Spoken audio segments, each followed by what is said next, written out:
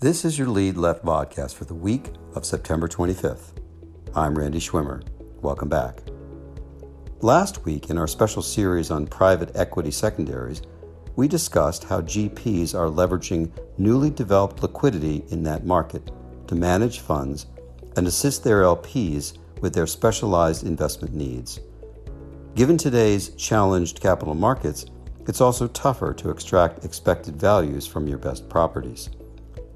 Sponsors are looking inwards and leaning into know what you own, our head of secondaries, Nick Lawler, tells us.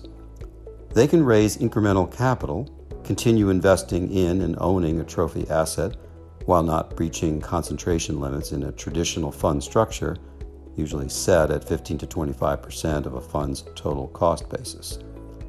Secondary trades enable the fund to not have an overly elongated hold. A core element of CVs is optimal alignment of interests between the GP and their LPs.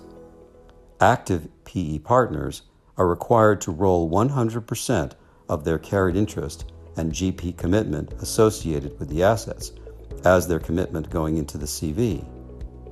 The sponsor may be compelled to invest fresh equity from their personal balance sheets for any unfunded equity in the vehicle, or simply for even greater alignment. This can put more of the partner's personal capital at risk than in a traditional fund construct. It's important to note what continuation vehicles are not, said Lawler. They are not value-maximizing liquidity events. That's why a rollover option is critical for existing investors in third-party buyouts. Control premiums are common with valuations often above sponsor carrying values. However, that doesn't mean there isn't fair and reasonable price discovery. CV values are set by at least one of the following: A competitive investment bank process among secondary buyers, B, a minority investment by another GP or large institutional investor, or C, a full equity investment from the existing sponsor's new fund to the CV.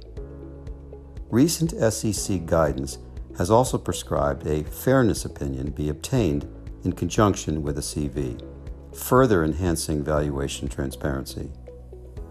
CVs have been referred to, unfairly in our view, as co-investments with fees.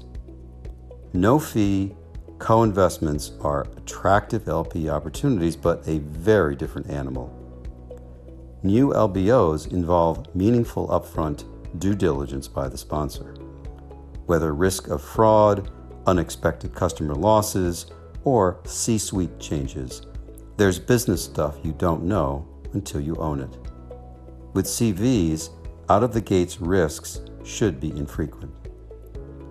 Good candidates for a CV include high-performing businesses owned for at least 3 years, operating in markets with significant tailwinds, and generated 3x plus returns with more room to run. Loss rates for knowns should be lower than new deals. While the data is still relatively limited, the first generation of CV exits appear to be compelling. Our friends at Lazard recently published their analysis, reporting 67% single asset continuation vehicle exits have returned at least 2x gross invested capital and 44% greater than 2.5x. Reporting from the CV suite at the Lead Left, this is Randy Schwimmer, wishing you and your families a safe and healthy week.